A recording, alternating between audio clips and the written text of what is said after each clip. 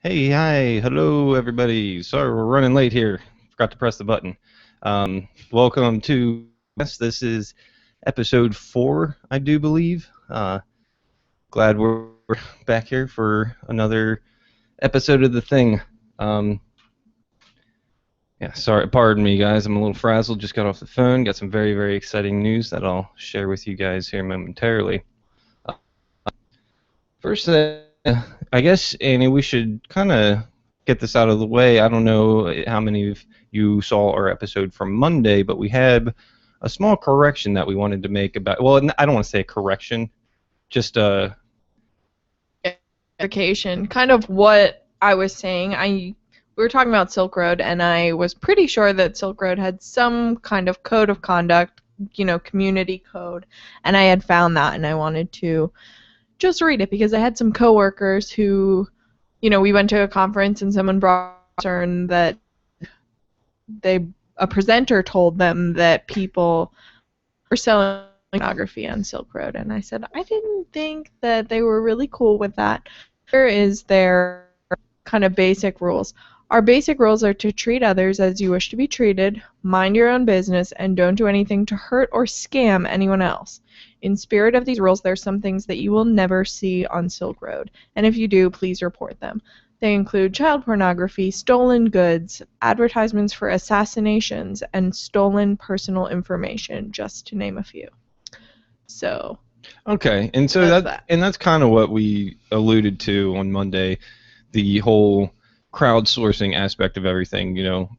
People who are doing business on there. It's very community driven. So if they see some guy, oh, he's selling child pornography, he's going to get outed quickly and kicked out of the thing, if not, wind up finding himself getting arrested for that or something along the lines. So, and the other thing I wanted to bring up about it, you just reminded me.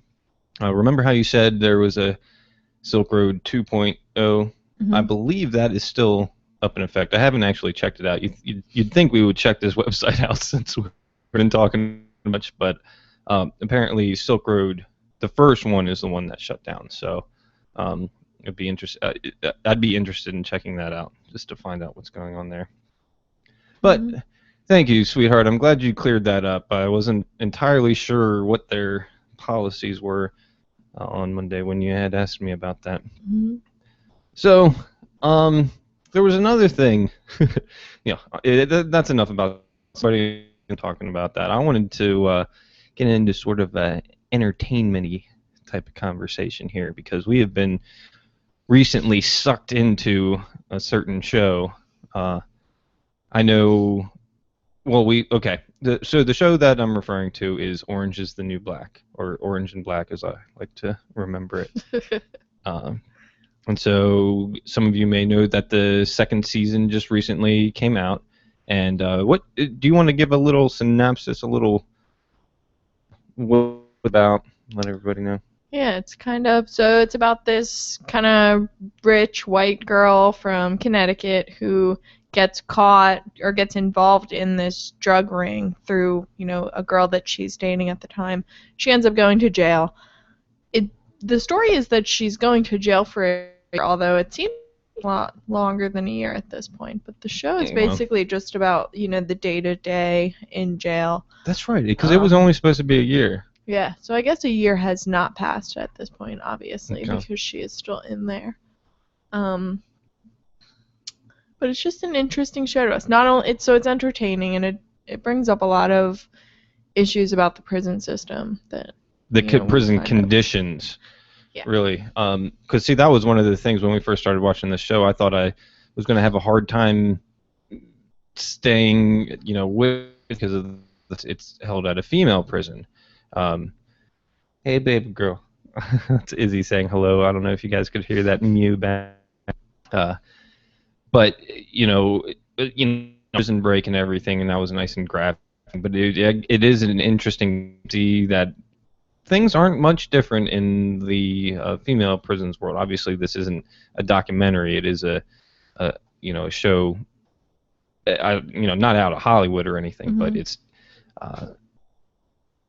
got its libertarian leanings and it's got its status leanings at the same time, because you can. I mean, I almost feel like I wind up liking some of the guards based on kind of their brutalism not brutalism in the libertarian sense, as everybody likes to throw around nowadays, but just the way they handle stuff, and they basically use force and coercion in different ways. It's kind of interesting.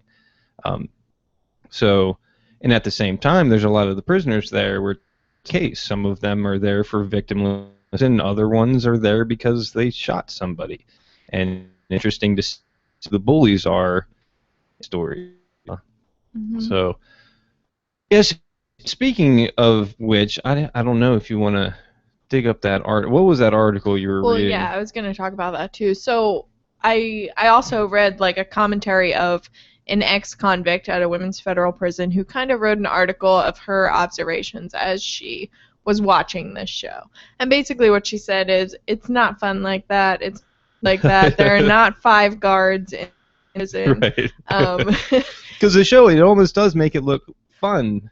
Yeah, and that's what I was saying. I was like, I kind of wouldn't mind going to prison. It's like a little bit like summer camp in this show. But apparently, this lady was a little bit pissed off and was saying it's not like that at all, and this really glamorizes it. Yeah. While at the same time talking about, the things that are a little bit more true. Yeah, and see, that's the interesting thing. Like, there is, I'm not going to give away any spoilers or anything, but like I said, we're almost done with season 2, and I've noticed this thing to where, some people there that are lifers in the story are very much content with how everything is. They know how to handle themselves, and some of them making these little underground black market systems for themselves. They're a hold of this, and this person over here can get cigarettes, but this person doesn't smoke, but she knows how valuable these cigarettes are, and this one over here has food connections, and how are they getting stuff into the prison? Part of the thing that's been really interested in the show is there a legitimate black market on inside of this prison, right under the guards' noses. Some of the guards may or may not be involved. Yeah, that was the interesting thing in the article that I read from, the woman who had been there too, was she was saying it's a lot more guard focused than the show makes it. Like, the guards are bringing 90% of the stuff, as opposed to in the show, a few of them dabble, but it's mostly people bring it in through alternate routes. Yeah. But it was interesting. And as far as libertarian leanings, the other thing that I was thinking is, you were talking about people being in there for victimless crimes, and kind of as libertarian, one of our big arguments, besides the whole force and coercion thing, but the argument against prison is that you take someone who committed a victim crime, you put them in prison, and they become hardened, they make friends with,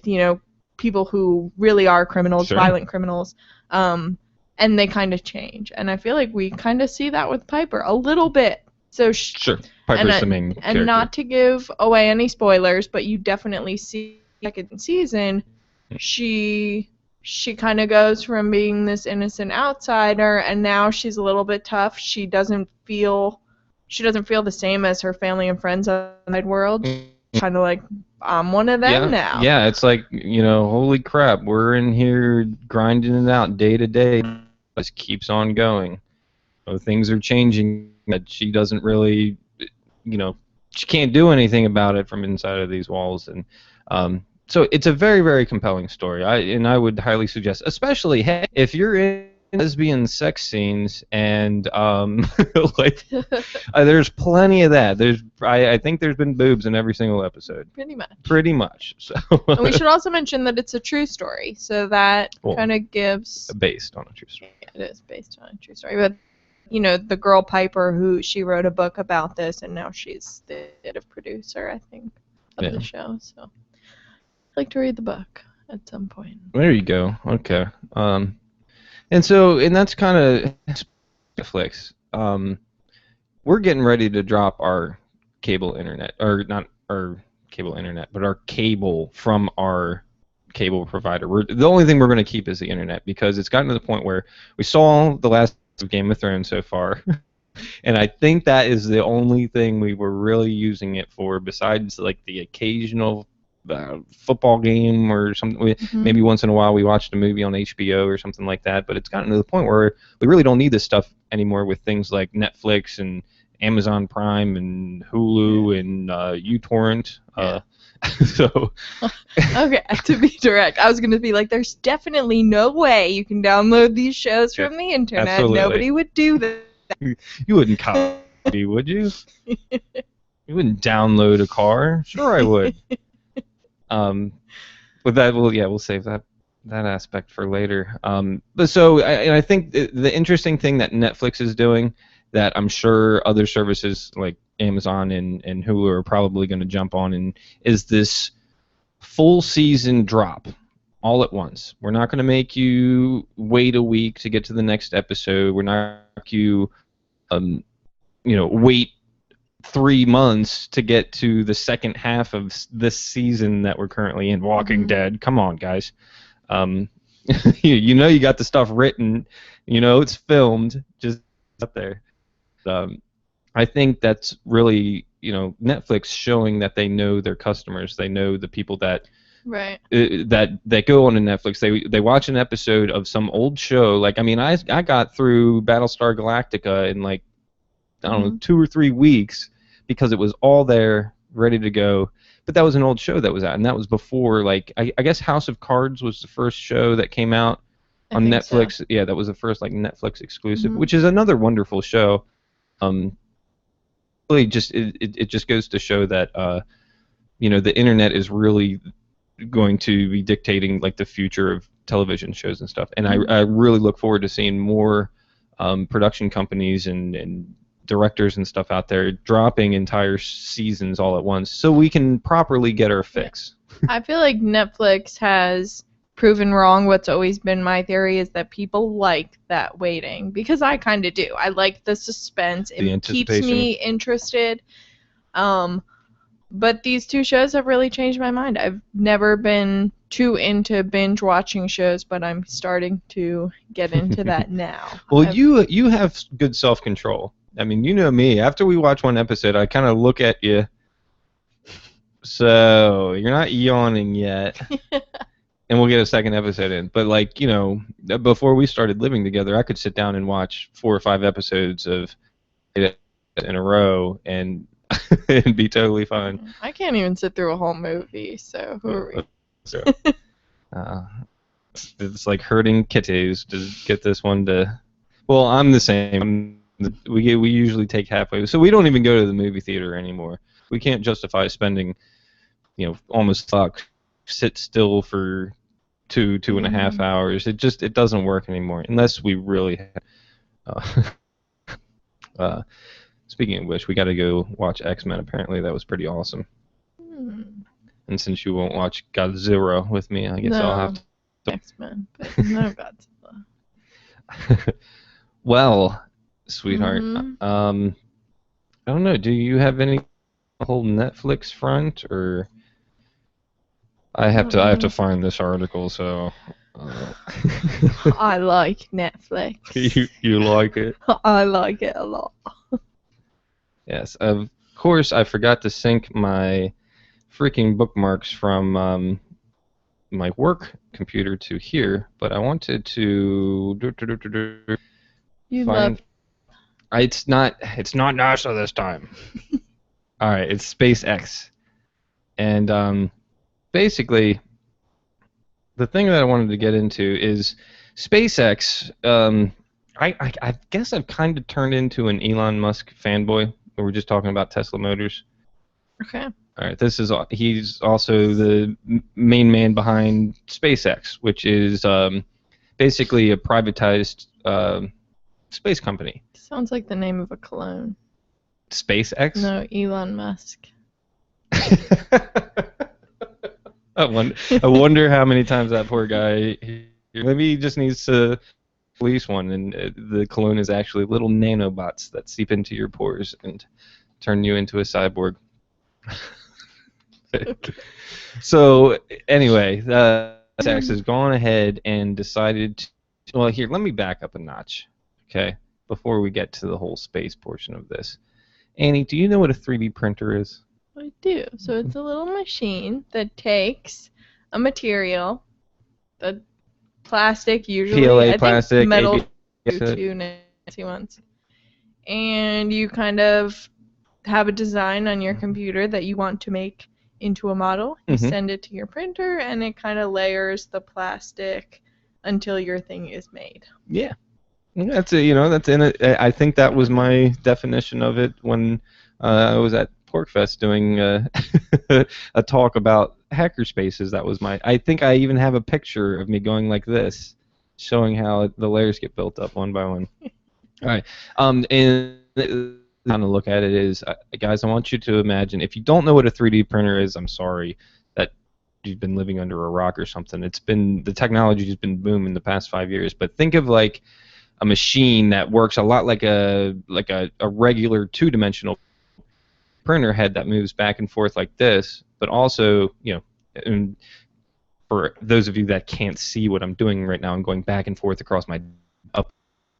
So that's your X and your Y axis, and then this one actually is a third axis, the axis, if you're a Bala or from Canada. The Z axis goes up and down so that you can you draw your first layer, it melts the plastic and lays it out kind of like a hot glue gun. If you were to take a hot glue gun and come around and draw another circle on top of it, and then keep going and going and going, and then all of a sudden you have a cylinder.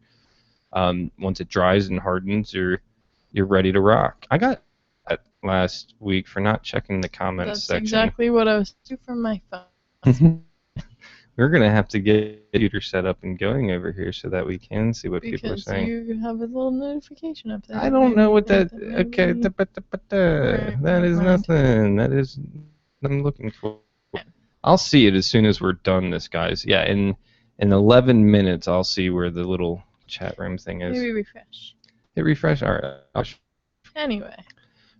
So you've got your cylinder there, and basically this machine gets it a lot more detailed. And when I say this machine, there's multiple different 3D printers that are out there, and you can literally, there we go. Okay, you can literally like produce anything that your mind allows you to think of. I mean, there's a couple of restrictions still, just about like getting holes put into stuff properly, but depending on what kind of an engineer or designer you are, you can work through those problems on your own. Like, be it you make it's called additive production. So you layer this whole thing up, and then when you bring it out, you can sand it, you can bore a hole out of the center of it, you can glue it to stuff, you can paint it, whatever you got to do.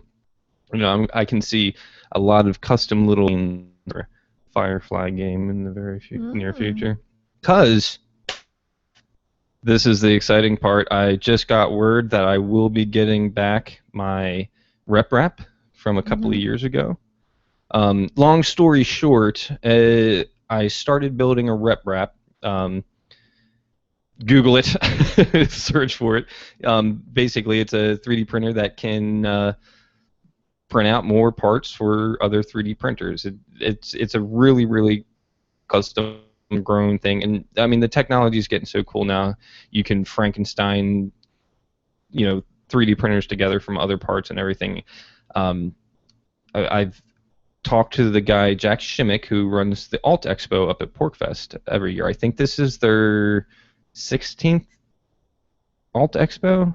Is that right, or is it the 13th? I feel like PorkFest has only been... Well, this is the 11th annual PorkFest, but there's been other Alt Expos. But anyway. Okay. Anyway, a few years ago, I was actually in New Hampshire to be a part of the whole Free State project. That's a whole nother story right there. And I wound up lending my 3D printer. And when I say 3D printer, it was assembled. It wasn't completely working yet. I didn't have all the electronics worked out with the stepper motors communicating with the Arduino, and I tried a few different things. Finally got that all working, and then I couldn't get a hold of the power source that I needed. So I wound up kind of handing this off as a project to Jack in this hackerspace that they were working on up in New Hampshire, and for whatever reason, it kind of just got pushed to the side. I know some people were working on it for a little bit, and then it's another one of those things. It's like the technology moves so fast. By the time you do get something going, it's like, oh, there's another better product out there now. So, but anyway, I'm getting that back so that I can actually start doing some 3D printing on my own, and I'm really, really looking forward to that because I still have the certificate that came with that kit that I got that shows the name of the guy who printed out those parts, and then its parent rep that was the original version of this rep. So there's like a whole family tree that came with these parts that I got. So I really want to get this thing, put it together, print out more parts, and either sell them or give them to somebody who needs a little kick in the pants to get into the 3D printing world themselves. But I guess what I was alluding to, and I might be getting a very, very nice 3D printer here shortly, but I'll let you guys know after I talk to those people more about it. But this one's really exciting, but we'll save that for another episode because we're already starting to run low on time here. So yes, SpaceX. They go and say, hey, we're going to send a 3D printer up into space to join the guys and gals on the International Space Station.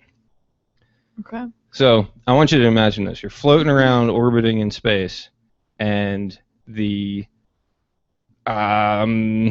switch breaks that turns the filters on for your air. Now you can't breathe actual physical clean air because your switch is broken. What do? You wrap some air. Okay. I win. I'm just kidding. I thought you were gonna say you were gonna hurt your or you were gonna have to hold your breath, but so I guess what I'm getting at is that was just the first example that came to mind is something breaks up on the space station, and it's not like you can just hop on Amazon.com and have something shipped to International Space Station. It's not easy to load a package up into a rocket and shoot it up into space, trajectories and frickin' apoapsises and periapsis and all that stuff. It gets a little expensive, especially if one little thing broke. So what these guys can do now is just take this 3D printer and some of the PLA plastic. They can use nylon stuff now, which is very, very exciting. It's a lot more sturdy of a product, and as long as they have a design, and see that's the other thing too. These parts can the 3D digital models can be stored, on some sort of a server and be sent back and forth, from the ground to space very, very easily. So they can literally print out whatever part it is that they need, fix their shit, and not die, which I think is a very good thing, and that's probably one of the main things that astronauts are thinking about when they're up there floating around. When can they start 3D printing food? 2 years ago. And now, do you consider tofu food? No. Okay. No. When can they start 3D printing food? That's a tricky question. Obviously, some of the stuff that they use up in space to eat is like, I guess they dehydrate everything. So I guess in a sense you could print out some deep fried ice cream or whatever the space ice cream is. Okay. But yeah, I mean, the with the whole food thing is you can't print out something that you can't put into the. So people were working with tofu. They were pushing tofu through an extruder. So you can pretty much mold tofu. You're not really. Well, you can extrude tofu. Yeah, but so you're just putting in tofu and it's coming out in a different shape. Right. That is not exciting. And well, people are. I mean, but they were messing around with flavor injection and stuff. That's not Star Trek material yet. Not yet. I figured that's where you were going with. No, we don't have a replicator. As nice as that would be, I think they're closer to the holodeck than they are. Hey, got our fancy communicator devices, also known as smartphones. Okay. Yeah. Okay. I was like, I don't know if I have one of them. So anyway, that is just another one of the exciting things that I wanted to bring up with these guys from SpaceX. That they're making moves. They're already building their own satellites and stuff. NASA has actually contracted SpaceX for their reusable rockets and landers that work better. I mean, they sent a rocket up. I don't know. I think it was 2,000 feet, something like that, and managed to land it on the same booster pack. So just imagine a rocket going up and then coming back down and landing in the exact same spot. NASA's never been able to. Well, it's not a helicopter. You got to think about it's thrusting, and you got to control it, and you got to move it around. You've got. Okay, it's so exciting. I'm gonna have to play some Kerbal Space Program after this. So I mean, just think about that. You got your own little private space company, and you've got NASA calling you to make contracts, so that they can save money. I mean, what does that say? They've been using that frickin' space shuttle thing for, I don't know, like 12 years now or something, and it costs more and more every time they send it up. So I think they've scrapped that whole thing. But yes, let's go to space more. And maybe someday we'll get to the moon. Oh God. You got to do that to me a minute before we're done? Really?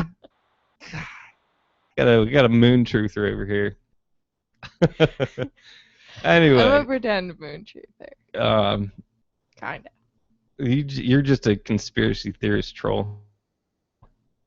Well, I mean, that's all the time we got. See, this is why I'm really glad we're on Mondays now for a whole hour. We're just getting rolling now. But, well, I guess without further ado, I'm going to go down here and hit the stop broadcast button. I don't want to roll into the next guy's time slot. But Michael Shanklin, Voluntary Virtues Network, thank you guys so much for letting us do this little thing here all the time. And looking forward to doing Monday's show again. I promise I'll be here on time. Annie was actually here before me. All right, ladies and gentlemen. We'll talk to you next time. Monday, 7 o'clock. Same freaking place.